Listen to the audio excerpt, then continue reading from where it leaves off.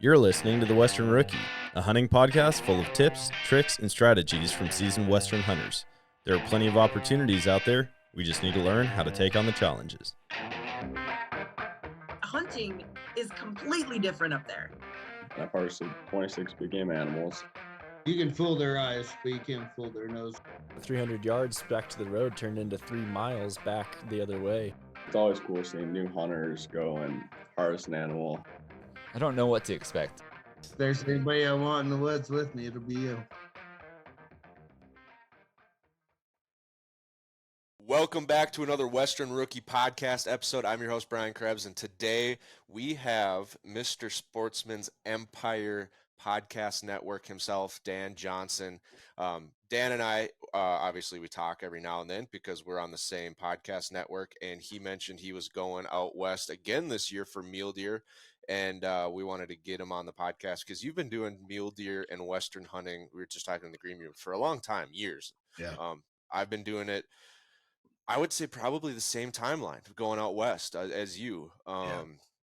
And like all of our listeners know, I've never shot an elk with my bow. I've been pretty okay with a rifle, but getting that tag punched with a bow in the West as a whitetail hunter, as a tree stand whitetail hunter, it's not a skill set that directly correlates. And it sounds like you have kind of a similar story with your adventures in the West. It's definitely different. Like you throw all your tactics out and you kind of got to start from scratch. And so I wanted to talk about that with you because you're doing like front range mule deer, right?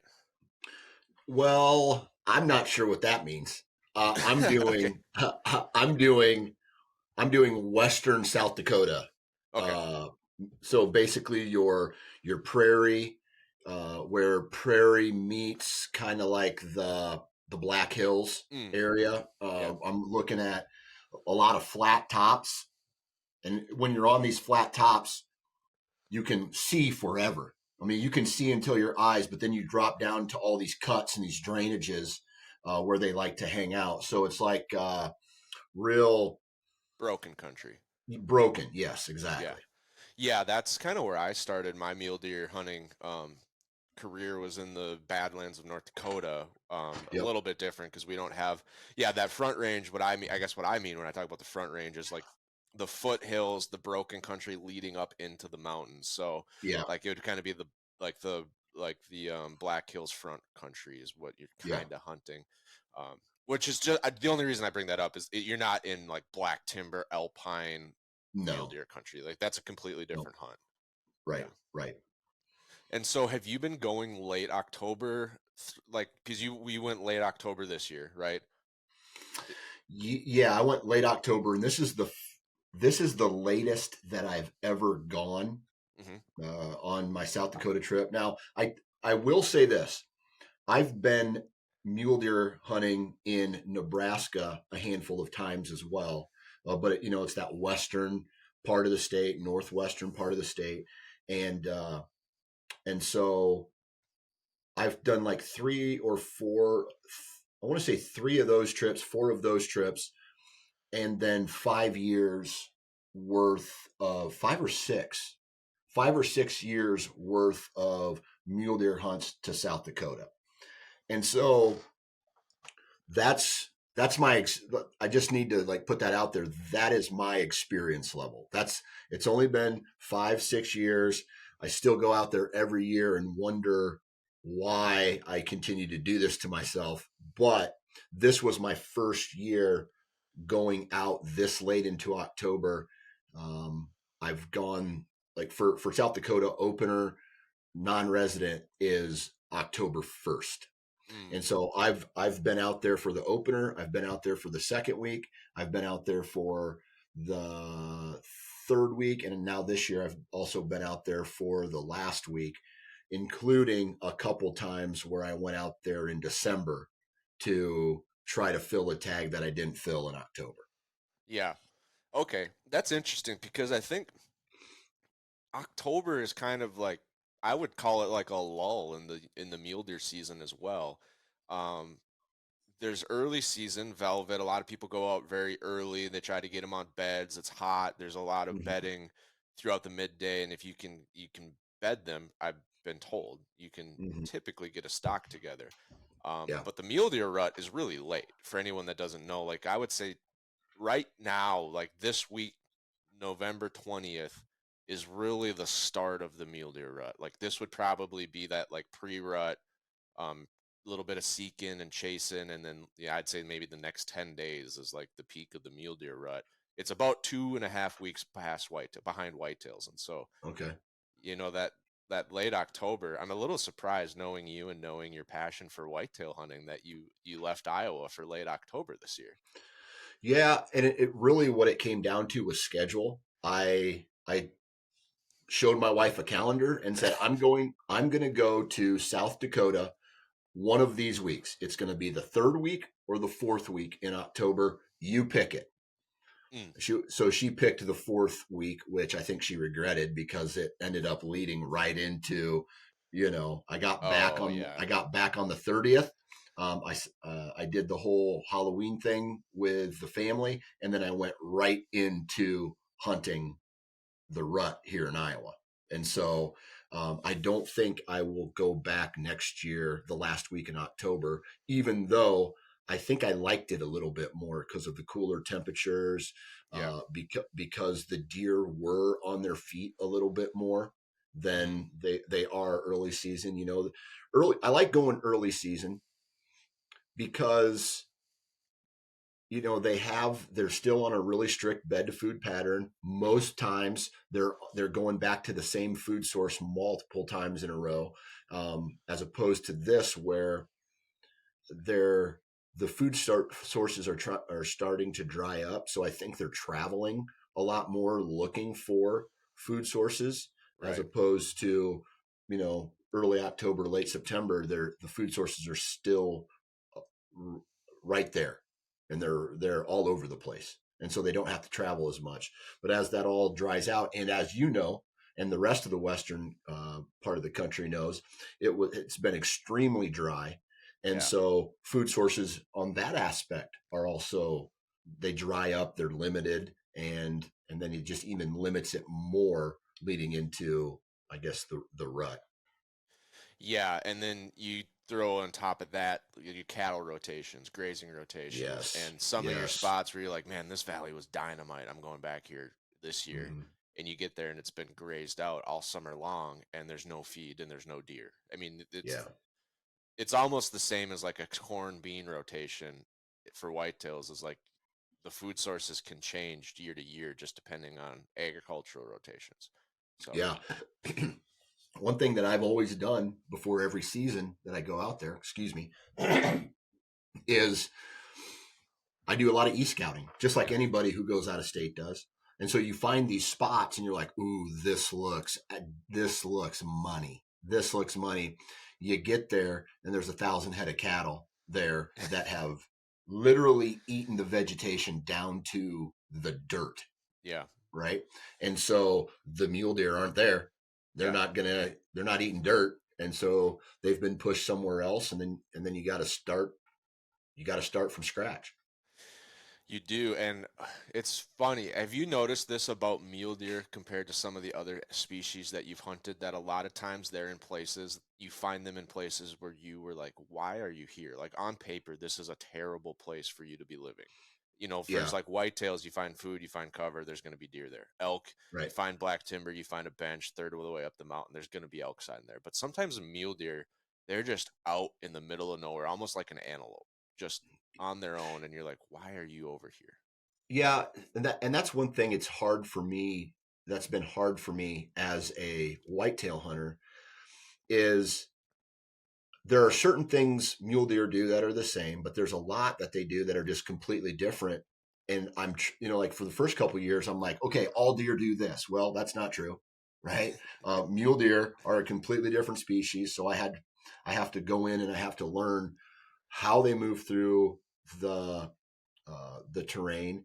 They're dumb in a certain aspect, meaning like I have literally drove a truck or have ridden my e-bike or even walked right in front of them, and they do not move. right? Western, like a Western whitetail, they see you, adios, dude. And they will run until you can't even see them anymore. Yeah. A mule deer, though, will sit and watch you. And they'll watch you and watch you. They're frozen and they think that you can't see them. And then if you get inside this comfort zone, then what they'll do is they'll bounce, stop, look back, and then they'll run away until they can't see you anymore. And then they go back to being comfortable. They'll try to find a bed.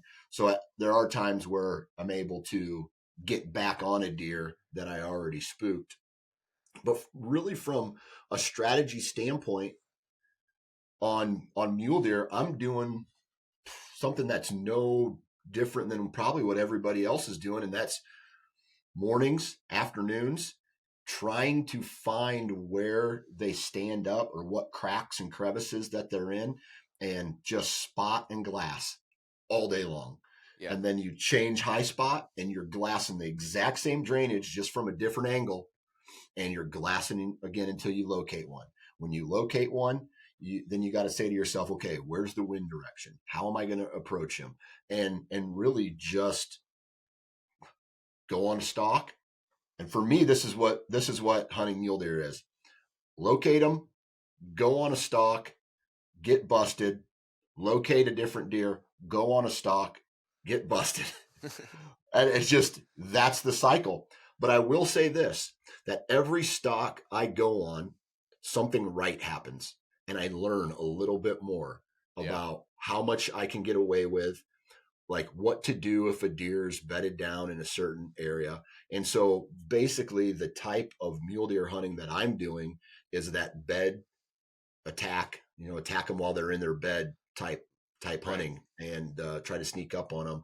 Very rarely do I ever catch them on their feet and try to go into maybe the next drainage that they're working into and get a shot at them, just because there's no cover out there where I hunt. So really I'm having to use the terrain as the blocker and me put myself in position. And sometimes you can look, for me anyway, this is one thing that I need to get better at, is I can look in a drainage, I can find the deer, I can put a plan together, but then the issue comes, I get in there, I've put the plan together, and now they're still 70 or 80 yards away.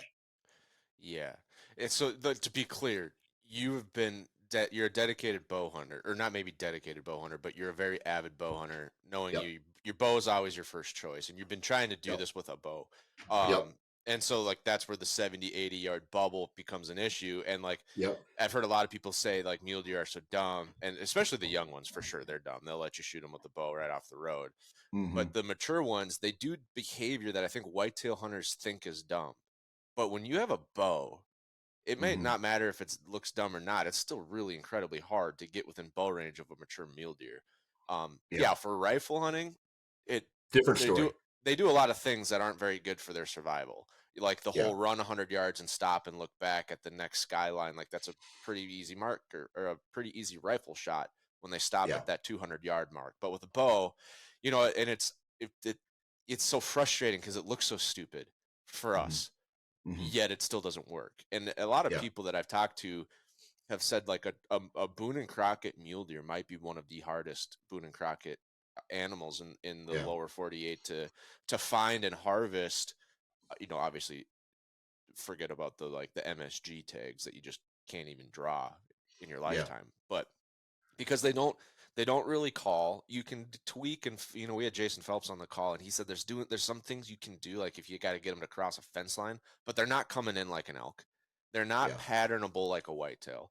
You can't, they're out there doing their own thing, and it's so incredibly hard to get within bow range of them. And I don't think like the drought helps. Like you talk about trying to stalk to 70 yards. The last mule deer I shot, I ran out of cover at 496. Now, luckily, I had a 300 Win Mag instead of a Matthews Halon, and the deer still came home with me. But it was like a golf green. It was a putting green of cover that I had, and I was trying to crawl, and he's sitting up there watching me crawl at him. And if you're trying to do that with a bow, like you said, you're really dependent on how broken is the country. Can I get around hiding behind ridges and plateaus to get close enough because there's no grass. Like you can't just crouch and crawl through the sage. There's no sage. Right. Right. The other thing that I run into, right, outside of this bubble that you've talked about, is all the other eyes that you can't see. Right. And so I'm glassing. There's a buck. I want to make a move. Now, in my hunting career right now, I'm not after any type of mature anything. I'm after a mule deer buck. Like that's what I want. And so I'm hunting anything that's legal. That's what I'm going after. Right. Okay. And so when I go out and I'm glassing, there's a buck. So I go in, I do my stalk. The other thing that I have a real problem of trying to overcome, and I think this is something that I'm sure even experienced mule deer, spot and stalk mule deer hunters have to deal with, and that's all the other deer that are bedded in the same drainage that you may not have seen going up, going into. And so now I'm on a stalk, and now either I see something or maybe I turn back and look uphill and there's 3 does standing right next to me. And when they take off, so does the buck. Right. Yeah. And so just getting past all their eyes. I mean, I've spotted up a really good buck. Here's one example from a couple of years ago. Glass them up, shooter buck. And so I said to myself, okay, I'm going to get another angle on this deer to see if there's anything else in the drainage. Get in there. There's does on both sides of the drainage. And it's so awesome to see this because I don't know if whitetails do this. And the reason I don't know if they do this because I can't see them like I can see a mule deer. Okay.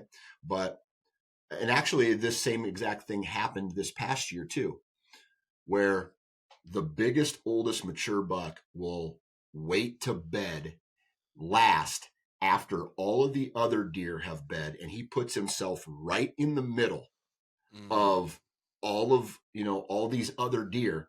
And not only does he have his back and wind to his favor, but he can also see reactions of other deer if in fact something's coming from a place that might be a block to him. And so as a whole, these deer are not just bedding in their best favor, but they're also bedding in an area where, or in a scenario where they're helping each other by bedding where they're bedding. Yeah, it's almost like all the medieval movies you watch, and there's like a tower up on the mountain that starts a fire, and then everyone in the valley knows like there's an issue coming. Yep. And Absolutely. I think that's one a unique aspect of hunting the broken country. So typically in October in a true mountain range, the bucks are still up high by themselves in bachelor groups all the way through October. And then in November, they start coming down to find does typically. And the does usually don't, just on average, it's stereotypes, but don't go up as high. Well, in the broken country, there is no, alpine for those mature bucks to go to. So they're just always with the deer. So not every, it's just gonna be just as hard to climb to 13,000 feet to find a mature buck as it is to figure out how to get through all these eyeballs. But they're just, they do like things that are hard to hunt. Yep. Especially in an area where there are good numbers of deer.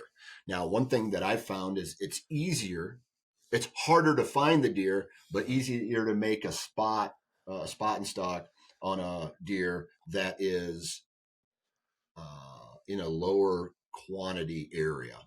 Yeah. I listened to a podcast that Ryan Lampers was on, which I think he goes by Stealthy Hunter, and he hunts with the Gritty Crew a lot. And he was describing a hunt where he watched the same mule deer buck for 10 days until that mule deer bedded in a spot where he could think he had a chance. And so for 10 days, he went out and he watched and he didn't go on a stalk.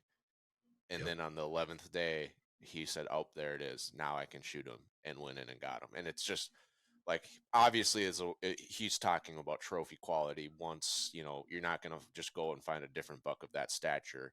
And so that was the one that's the one he decided he wanted, and he just stayed on it until that opportunity gave itself. But it kind of goes to shows, like, I know I've done this enough that, that stock's not going to work if there's 3 does bedded, upwind of him, because to come in with the wind in my favor, I'm going to blow those does out, and then the whole gig is up. Or I'm not going to be able to do it when there's a doe on the other side of the canyon that I need to access. There's so many things that go wrong with the archery mule deer. And that's an example that happens to me just about every year, where I say to myself, hey, I can go in and I can try to beat all these eyes, but I know I'm not going to. So I've walked away from good bucks because I'm not in, like I said, I got a 5-day window. Yeah. And I can only hunt so many days. I got a day of travel, 2 days of travel, and a 5-day hunt in the middle. So 5 days where I can actually hunt. And so after, I've had days where I've walked away from bedded bucks because I need to find something that's easier to stalk. And I'm not, like I said, I'm not in the stage where I need to have a big antlered mature mule deer. I just want a mule deer at this point. Right. Yeah. And it's hard. I'm a little bit curious. So when you started this adventure, it sounds like maybe 8 years ago total. Have you always been going solo? Have you been going with like, what's kind of your, like, the group look like? Cause we archery elk hunt now with 8 people. And so there's lots of fast learning. We break up into 4 groups of 2. We start scouting landscapes. We start finding elk, and we're hitting in the first 3 days, we hit 12 different spots and try to zero in on where the elk are. We have, 12 different sets of information, lessons learned in those first 3 days. And then we can start to put it together in the last 4. Yeah. But when you're by yourself, you hit 1 spot a day, you get 1 set of experiences a day. And so that's kind of why I'm a little bit curious, like, what's that look like for you? Yeah. So the very first year I went with a guy, and man, we had an awesome year. Like, first hunt ever. His first mule deer hunt ever. My first mule deer hunt. Well, it wasn't my first mule deer hunt. My first mule deer hunt in South Dakota.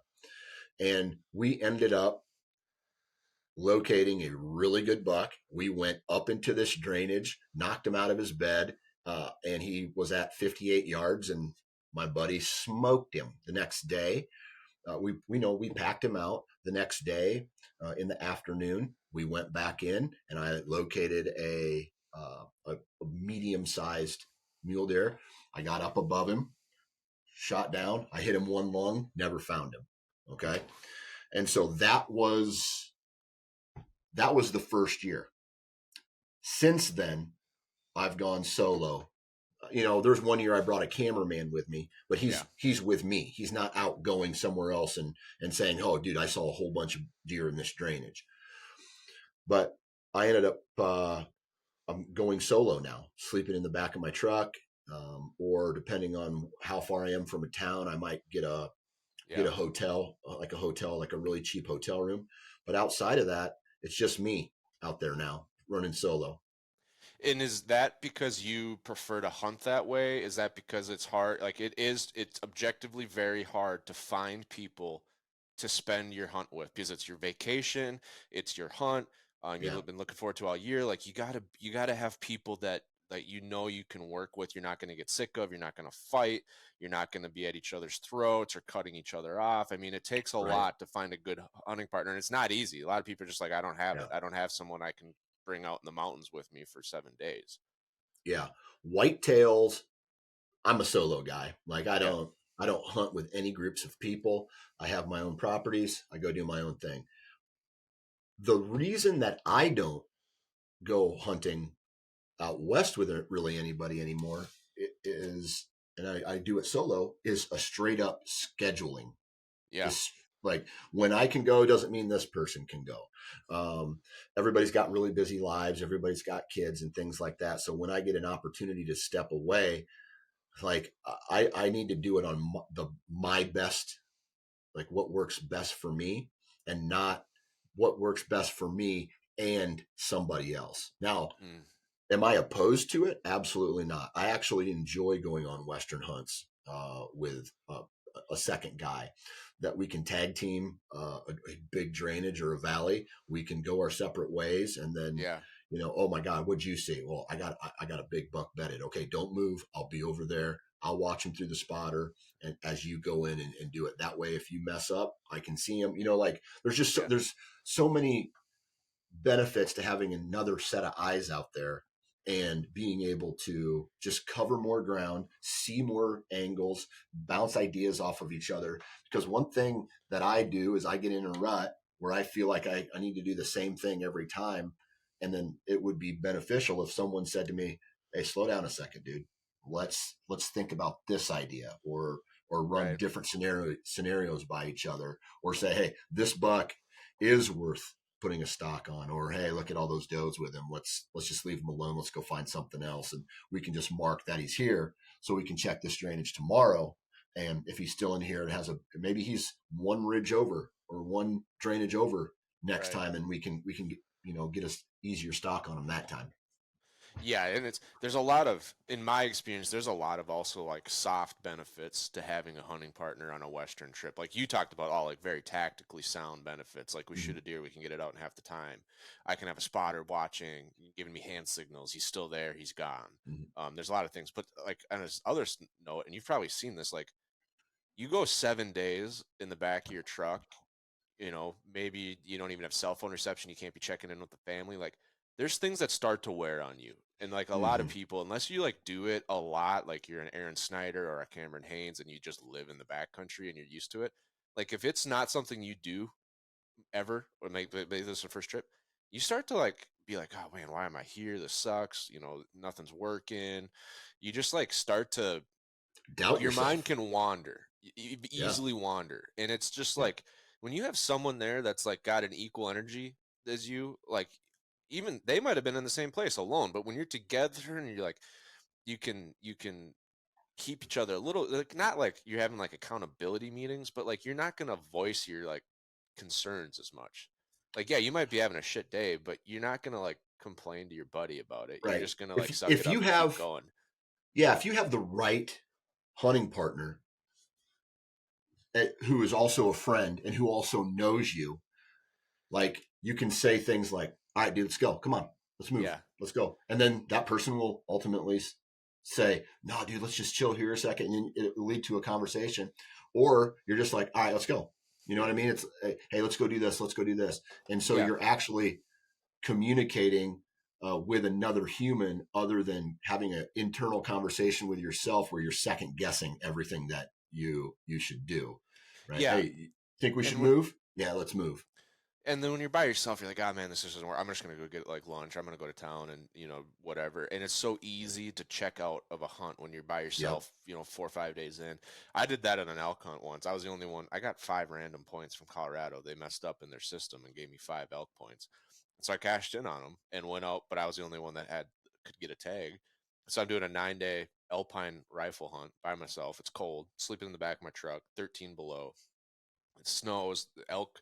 It's just like endless things. And I'm like, you know what? I'm going to go and get a hotel. I'm going to get a pizza. I'm going to come back tomorrow with a different mindset. Cause it sucks. Like it was not fun, Yeah. It's fun. I to just go talked out about fun. that. Yeah. I actually just talked about that in a rut, like a back end of the rut whitetail, where if there's a lot of guys out there, and it happened to me this year where I was struggling, I put a bad shot on a big deer and he ended up living, but it just kind of wrecked my world for a little bit. And so the best thing for me to do was actually take a day off and go in, and go hang with the family and come back. The only asterisk there on that comment is, though, when you're out west and you're driving 10, 11 hours, you can't do that, because ultimately you're hurting yourself in the long run by just straight up the amount of time, because you're missing one, potentially 2 hunts, right? An afternoon or a morning and an afternoon. And, you get into an area, it's 4 or 5, 6 o'clock in the afternoon, you locate a deer. Well, hey, guess what? It's good to find them, but you don't have enough time for a stalk. And knowing mule deer, he's not going to be in that drainage tomorrow morning. Right. Yeah, no, it is. There's a lot that goes into it. And so that's why it's nice to just have I think 2 is better than 1, but I think like 3 is like where I would like to be. Like 3 or 4 guys. I like a lot of things about having one pickup. I Mhm. really do. But like 2 guys, you can start to get on each other's throat real easy. But as soon as you add that mediator, you know, like me and Yeah. Dan, we don't agree. We're kind of butting heads on stuff. But then there's that third guy, and he kind of like, well, I think Dan's right. And it's like, all right, I guess I got to shut up. I lost the vote. You know, we're doing it Dan's way. I think that third guy, like once you get to 3 people that are all like good buddies, killers, you're all committed, driven.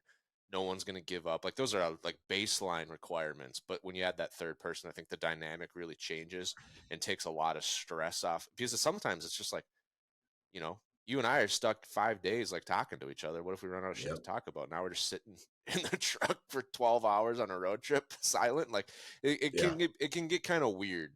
And you add that third or fourth person, it starts to really alleviate a lot of things. Yeah.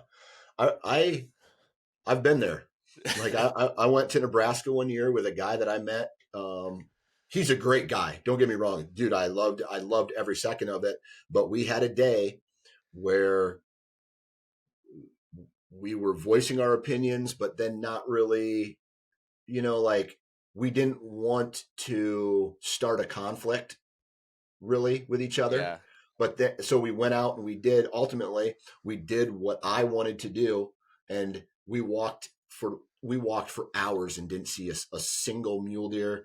We got eaten alive by mosquitoes.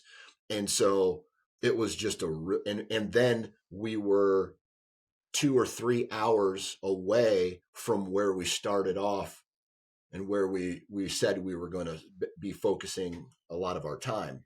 So there was a day where, and then at the same time, we were 45 miles from the closest town. Oh. So we had to go through this town, then another 2.5 hour drive to get to back where we were at. So the next morning we could go and put ourselves in a better position. But it was rough. We were men at the end of it and said, hey, fuck it, dude. I'm sorry. We apologized to each other. Right. And we got over it and we went back to hunting. Yeah. Yeah. I was there with a buddy. We had him on the podcast. We're still good buddies, but he passed a buck on the first day that I was like, dude, I don't think you should have passed that buck. Like we're hunting Southeast Montana. Secret's out. Southeast Montana is not the gravy train anymore for mule deer. Yeah. And he saw a 4x4 and he was just like holding out for something more. And I'm like, dude, I don't think we're going to see another 4x4. And so we hunted the rest of the day and we wanted to go back into that spot the next morning. We got there early, but there was a truck parked and we're like, well, he could have went right. We're going left. So we get in there. Sure enough, we're like on his backtrack. We run into him. He's 100 yards away. This is a rifle hunt. Yeah. And I'm like, dude, we got to back out. Like we can't. This he's here first. He's like, well, why don't we just go like 200 yards over? I'm like, that's not how it works in the West. Like, he's got a rifle. He's covering this whole area. Like we can't just bump over 200 yards. And he was pissed. Like I thought we were going to get into a real fight. And for the rest of the day, it was a little awkward. It turns out we both shot a buck. We're both happy. I think, everything kind of calmed down. But, when things don't work like that, like everyone's like, hey, I love this dude. It's a great time. Well, okay, now what do you think when neither of you are having success and you're on day 3 of not seeing a deer? Do you think you guys are still going to be getting along at the same way you are when you're whitetail hunting and you're seeing deer every night? Like that changes things. And a lot of people don't think about that. Like what happens if things aren't going well? How does the relationship work? So are you going to the same spot year after year, or do you change spots? Like, how do you pick where you're going to go? Because I assume you're doing all DIY public land stuff. Yeah, all DIY, all public land. Like I said, some of the places are close to a town to where it's maybe a 30-minute drive in the mornings, and I can get into this public and get into a position where it's not a huge drive in the morning. If the temperatures are suitable for it, it's not like 20 degrees below zero. I have a really good camping situation in the bed of my truck, and I've made it so it's pretty comfortable back there. I got a topper on my truck, and so that's from a comfortability standpoint. I really like to be out there I'd rather not go back to a hotel every night. I'd rather go to my truck and and just be closer to it. That way you can get more sleep. There's no real stress of back and forth, back and forth. You're not spending as much money in gas or food. You've already brought everything that you need. Yeah. And that's really how I approach it. Are you hitting, so like you said, the last 4 or 5 years you've gone to South Dakota. Are you like the same unit, are you hunting the same, depending on where you find the deer, the same areas? Or are you saying, nah, I didn't really like that area, I'm going to move up 200 miles, I'm going to move down 100 miles? Yeah, so here's the best thing about having a podcast that a lot of people listen to, all right? And that is straight up information. And not only do I get this information from people who maybe follow me, but also I'm the guy who talks to absolutely everybody I run into out there. Mm-hmm. Whether I'm talking to a guy who I find in the backcountry, or I'm talking to a guy that I see at town who has camo, or at a gas station where there's a big mule deer hanging in there. Hey, where'd you get that? And where the deer at? I'm talking to everybody, and I'm getting information from everybody. And so in the past, I've gone to the same areas over and over again. And then so the first year I went out to South Dakota, it was hot. I mean, I was seeing hundreds of deer a day. We were locating deer, able to move in on them, all that good stuff.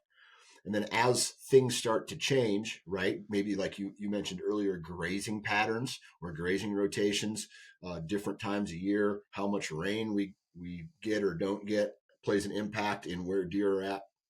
And so really I go back to the same areas, but then adjust within them. Yeah. Like within, I would say a 45, 50 mile radius to try to locate deer within that same river system, or a big drainage that runs for 20, 30 miles or something like that. But now what I've done is I'm starting to learn properties that are better. I'm starting to learn, where it's like certain pieces of public land, deer or cattle have to be out by this specific date every single year. Yeah. In the past, some of those properties, they could have cattle in them all year round, or it would be a wintering graze for these cattle. So I know that now I know, hey, I need to stay away from this because there's going to be cattle in here. I need to go to this area where cattle haven't been yet, things like that. So I'm starting to learn a little bit of that on top of just having people who I know live out there and hunt out there. And they're like, just, hey, dude, here's where I saw a deer last, a month ago or last year. Here's a deer. Here's an area that has a high population that I've seen earlier this year where I shot my buck or whatever. And so I go and visit those spots, and having local intel plays an absolute it's huge for me, because I don't know if there's deer there or not when I get there. Same as like when I've been on these elk hunts. It's like, okay, I'm driving 18 hours. I'm climbing 2,000 feet, setting up a tent or a camp, and then I'm going to climb another 1,000 feet. And then there's a good chance the elk aren't even there for 5 straight days. Right. So it would have been nice if some local that I know said, I wouldn't go there, man. I haven't seen an elk there for 2 or 3 weeks.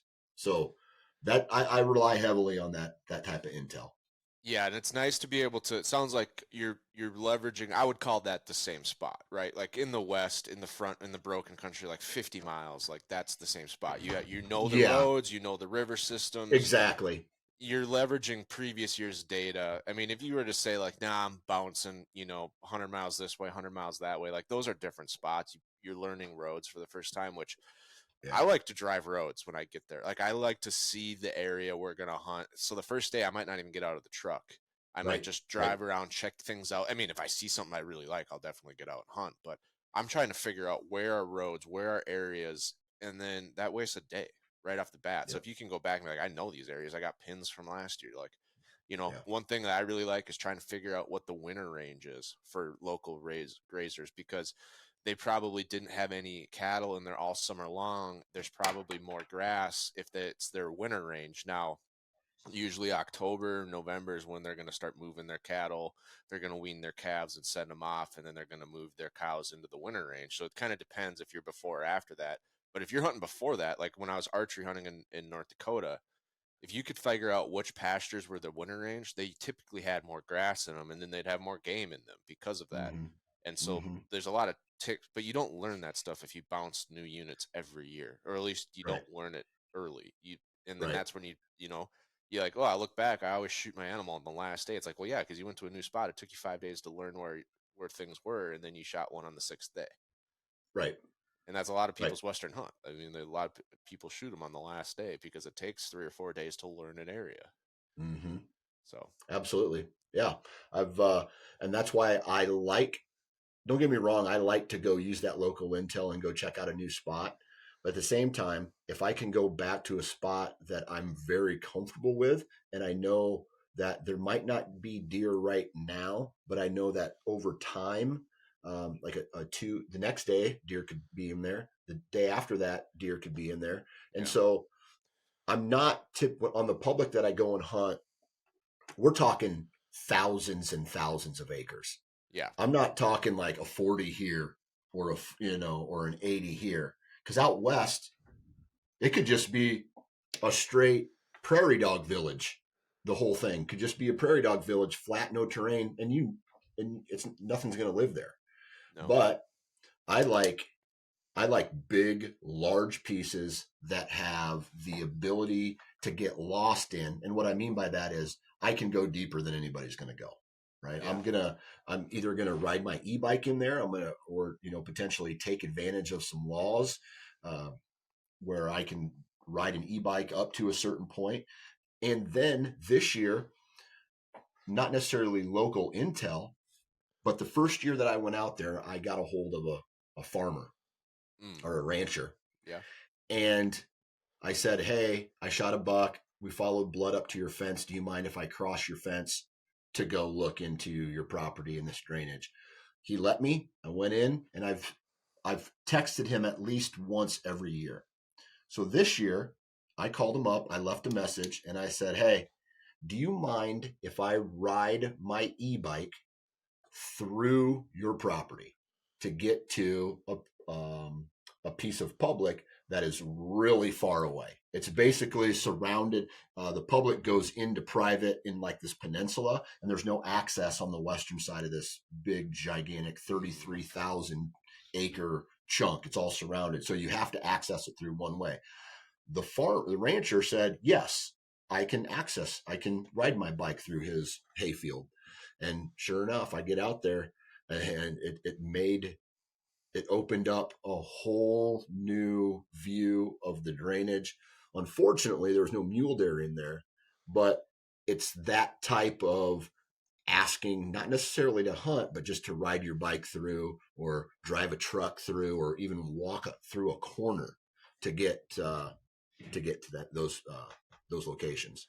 Oh yeah, that's a game changer. I mean, because a lot of people archery hunting.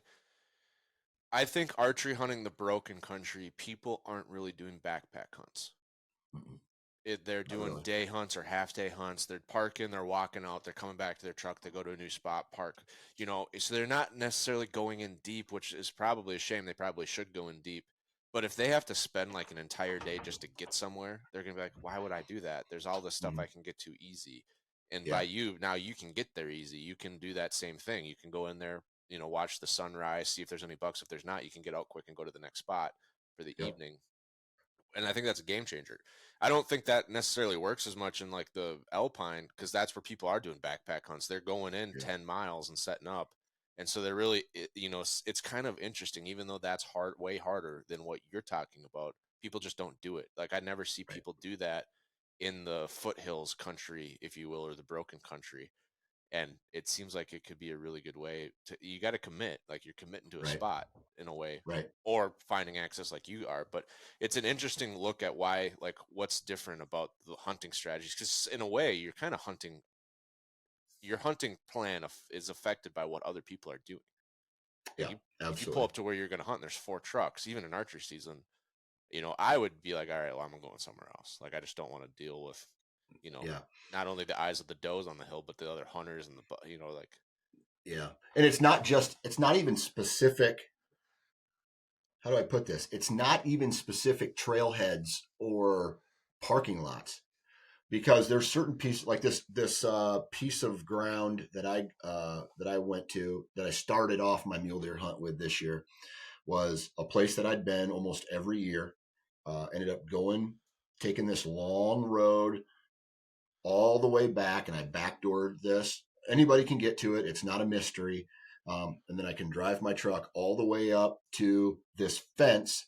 And then from that fence, I can take my e-bike. And then I can take my e-bike from that fence to another fence. And then there's nothing past that fence, like nothing, no horses. It's only foot traffic from there. And so certain parts of the country like that.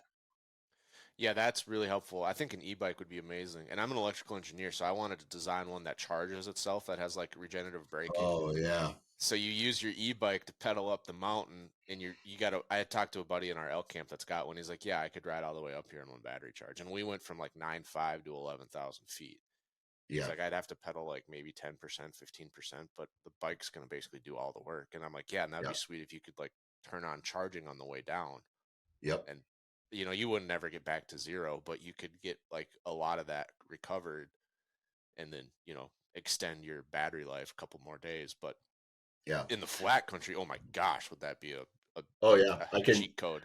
I think it was like 3 or 4 days off the battery that I got. And that's by what I do is I disengage. So in order to make this particular e-bike a bicycle, because there's a lot of places where the e-bike laws are not black and white. They're very gray. All right. So an e-bike is this. Motorized vehicle. Yeah, it's a motorized vehicle. Or for me, in what I read, and the research that I've done in certain states, if it's below a certain wattage, so my e-bike is a 750 watt e-bike.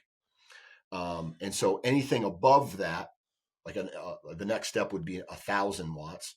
Yeah. Those are considered a motorized vehicle. But anything at that 750 or below is not. Ooh, yeah. If you disconnect the throttle. Oh, so you have to just pedal it yourself. Yeah, right. And so because the throttle, if the throttle's engaged, then it becomes a motorized vehicle. Yeah. If I use the throttle. But if I disconnect that, unplug it, and I only pedal, then my pedal, I'm using human power to engage the motor.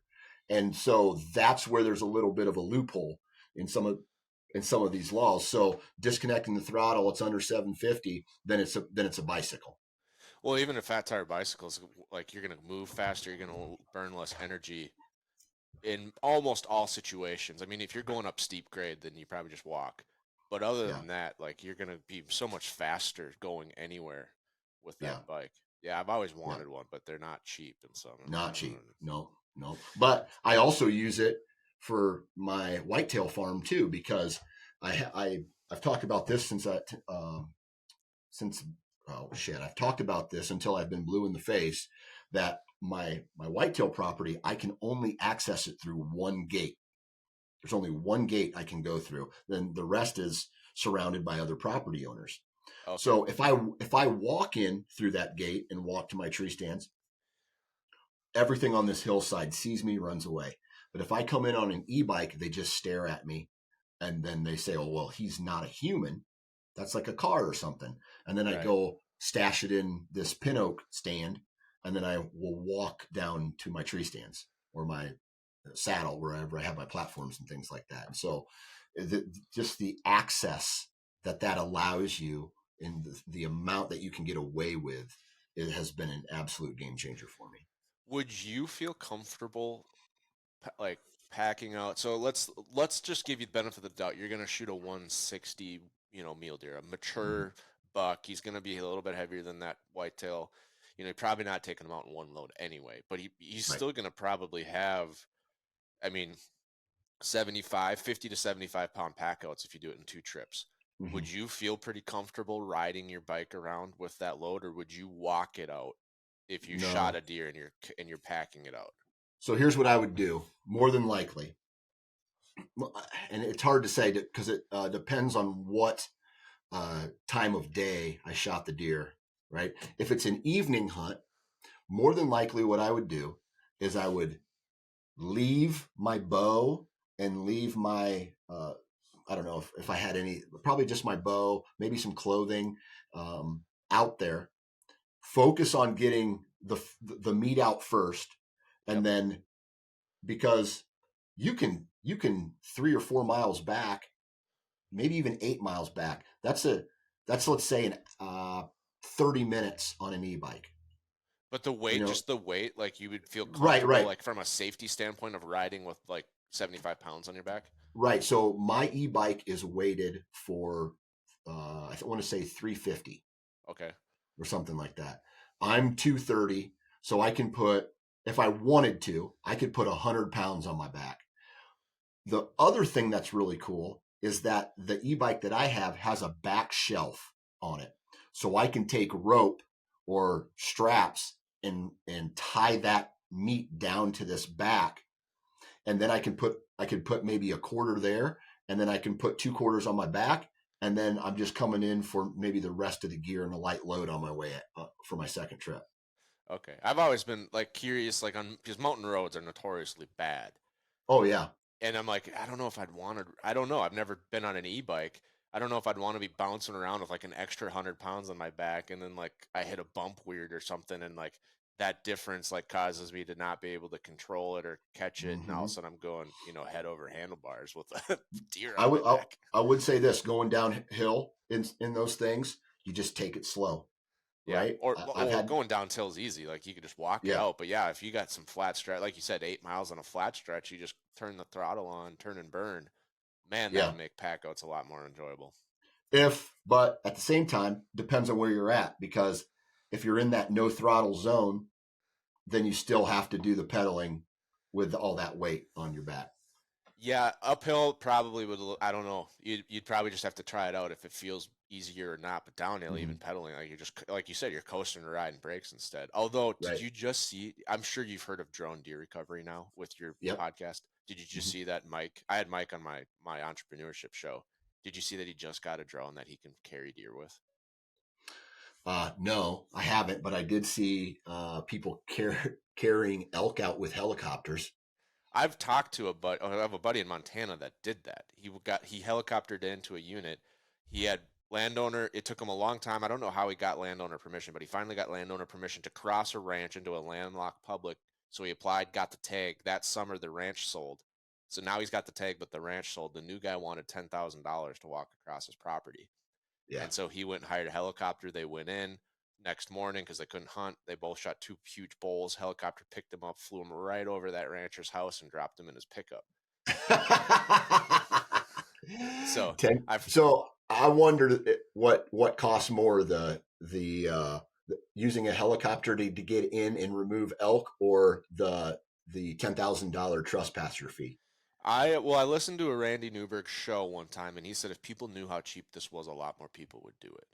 So I don't know, $500 for a helicopter drop camp, maybe, depending on how close they are, maybe $1,000. I really don't know. But I don't think it's 10 grand. Now, if you got to like have them fly halfway across the state of Montana to pick you up and then bring you to your spot, like obviously you're going to pay more for that if you're not close by the service. But yeah, no, the drone deer recovery, he's got a drone and he showed a video. His nephew or cousin or something shot like a 1.5-year-old buck, and he picked it up with the drone and flew it around on a big rope and then dropped it back down. So I don't know, man. I don't know. Like, I felt kind of guilty using my e-bike a little bit, right? But like, yeah, you lose a lot of street cred. Like, I packed this thing out. You did not. I saw the video. You used a drone. Yeah. Well, at the same time, it's like cell cams, right? Yeah. You know, a lot of Western states are passing different laws about, you know, what a trail camera is, what a cell cam is, you know, how you can use it, how you can't use it. And I mean, even this year, when I was sitting in my whitetail stand, I had trail camera or cell cam pictures come to my phone 200 yards away. I could see, like the camera was telling me what was coming through this pinch point. And I said to myself, man, I don't know if I like this. I don't know, because it's causing me to do something different than just sit there. Right? Like, Yeah. I was going to rattle. I was going to rattle at some of these deer. And I was like, I don't know, man. I think that's kind of a very fine, splitting hair situation, because you were like, what I say is like, you were already in the stand. Yeah. And so like this year I had a cell cam, I call it Maverick because we just got a Maverick partnership with a blind company, and there's a cell cam underneath it. And I spent 6 hours setting this blind up. And then that night, this huge 160 class buck walks right underneath my stand. But I'm sitting there and I'm getting there like 90 minutes before shooting light, because of like, this is a small farm. It's very open. I wanted to make sure I didn't bump any deer. And so I'm sitting there and all of a sudden I get a ding and I'm like, oh, hey, there's a deer like right out that window, 15 feet away from my enclosed blind. And sure enough, I pull up the binoculars. It's like a full moon night and I can see the deer. But the difference that I think, it's not a big difference, but it's like, at least we were already in the stand. We were already hunting. Versus like out west, you could put a couple of cell cams in a river valley and you'd be like, oh, that deer's working up this riverbed. And then you could skedaddle all the way around the property and cut him off like that. You could do that. And I'm not a fan of, because now you really are changing what you're doing. Yeah. Yeah. And not to like crazy change the subject, but like the drones things too. Like they're at certain drone companies are advertising, hey, it's like shotgun season, rifle season. It's almost here. Hire us to fly over top of your property to see where the deer are hanging out. That way, you know how to get in. That way, you know where the deer are. And therefore you have a higher likelihood of, getting a shot off. And that's just like, it's like you video feel like games. that would fall under aircraft laws though. Yeah, I don't know. Like 24 hours before you can hunt with the aid of an aircraft. And to me, it's just like, well, our whitetail farms, like, I know where the deer are already for the most part. Plus they move. Like you can tell me that, but in 24 hours, he's not going to be there anymore. Right. Especially in the rut. I mean, maybe early season. It is kind of weird. I get what you're saying though. It's just it's the entire sentiment of technology. Like, where is the line between like sporting and shooting? Right. Yeah. And I feel it. Like, it's very real. Like, should I, 1,000-yard rifles are out there. Like, you can shoot game at 1,000 yards if you have the skill set for it. Do I think that's sporting? I don't know. I can't decide. I lean towards no. I mean, I'm not that shooter, so maybe I'm biased, but that's it. There's a lot of things that I think are going to like, and that's just today. What about in 10 years from now? Oh yeah. Yeah. So, guys being able to look at something through a trail camera, pull a gun out of that trail camera and video game mode it over. Okay. It's in a food plot. Okay. Yeah. Gun engage, pop. And then all you have to do is go out and get it. Well, and so here's the difference. I think that's horrible. I would never want to do that. But that's the same exact technology that helps paraplegic people enjoy the outdoors. Yeah. And then I'm like, I think that's pretty cool that you offer someone that would not have the opportunity to shoot a deer otherwise the ability to use, electronics and total control system to harvest. I'm talking from your couch. Well, that's the same. The technology is there because someone that's in that position is obviously not interacting with the gun at all. So it's all remote. It's just very close proximity remote control. Right. And I'm like, that sounds great, but that technology could also do what you're saying. And I'd be like, no, I'm not a fan of that at all. Yeah. I don't know, man. I don't know. I like to bitch about certain things, but I also like to just keep my head down and do my own thing. Oh yeah, that's the only reason. That's like the only thing you really can do at the end of the day and keep your sanity. Yeah. However, I'm a huge fan of resident rights. Okay. And I feel that as someone who lives in Iowa, myself and the rest of the hunters who live in Iowa have the right and should be doing this to voice their opinion on certain rules and regulations on how to distribute non-resident tags, what seasons there should be, what weapons you can use, things like that. Like all that should be up to the residents and the scientists. And I'm not saying no non-residents. Yeah. I'm saying there needs to be research and there needs to be studies Yeah. that provide the information on whether or not we need more or less tags allocated every single year, right? It's all based off research and science, not based off of politicians and lobbying and things like that. I agree with you. I think it gets into some interesting territory, though. And like, let's take the case of Montana, for example. A resident elk tag in Montana is either $20 or $30. I can't remember. Mm-hmm. A non-resident elk tag is $900. Yeah. And so I agree with you that the model we have in America, the American conservation model, is the greatest one on earth in relation to wildlife. There's nothing out there in the world that can compare with it. And it's based on the states own the wildlife, not the government, not the federal government, not the individual citizen, but the state.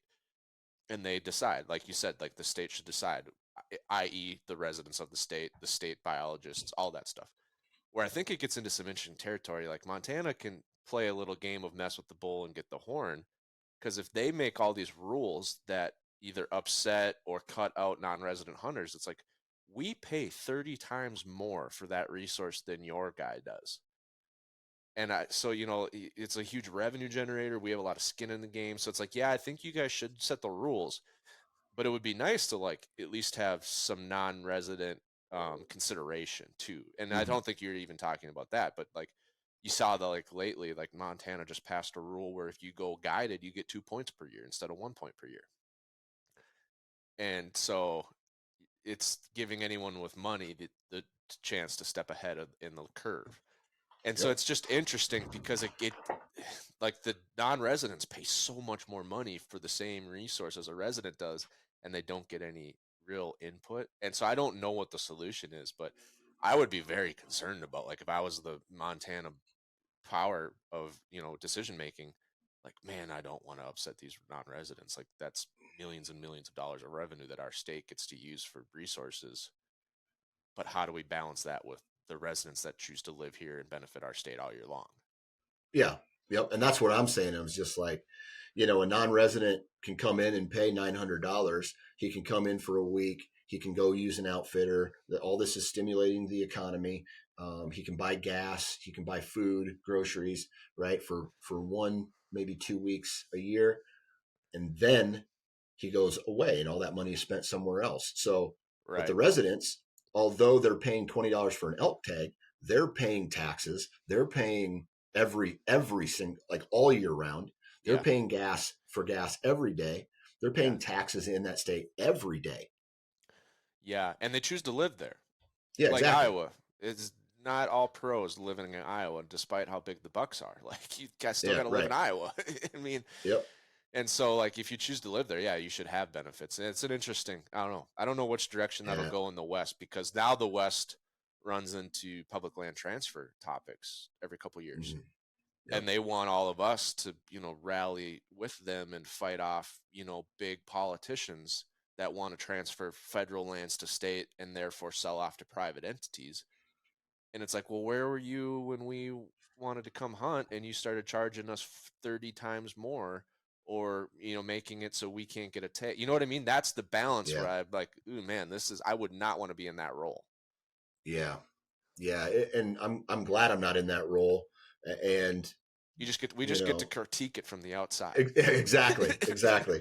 But at the same time, I don't know if, for example, here's one thing. I don't want Iowa. I don't want a person like myself who is 100 I'm 100% able-bodied.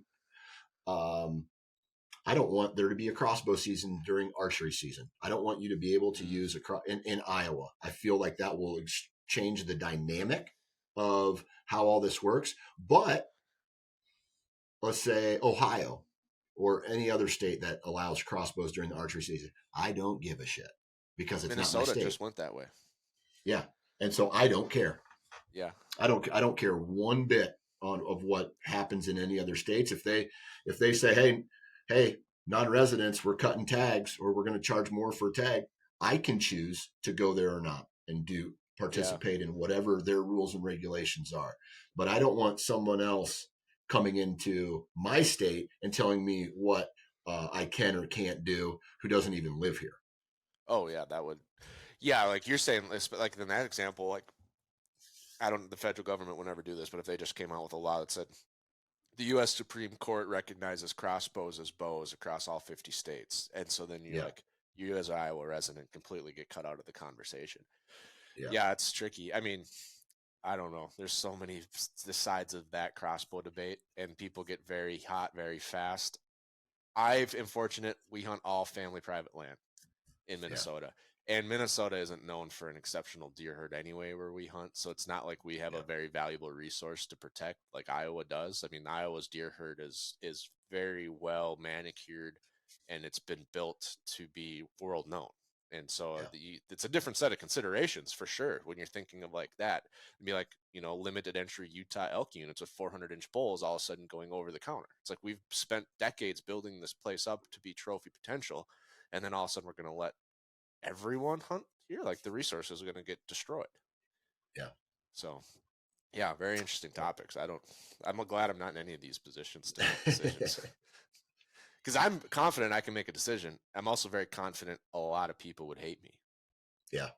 So. Same here. Yeah. I don't know which way that would be for the better of. If it's for the better of the deer, or for the better of my peace and sanity.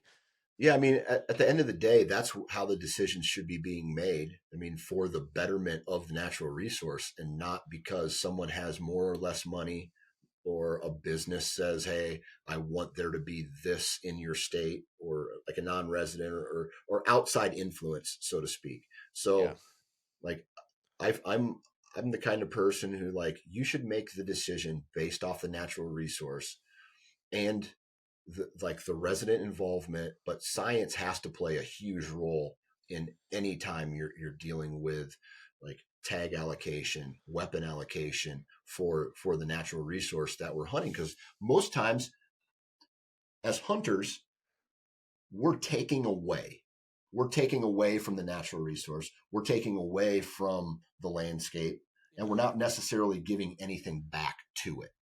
And so we have to, like, someone who is not as greedy, because I mean, in Iowa, let's say Iowa turns into, I don't know, in Oklahoma or a southern state that has like $3, you can shoot $3 over the counter, where you Missouri, can that resource goes away in a season, in a single season.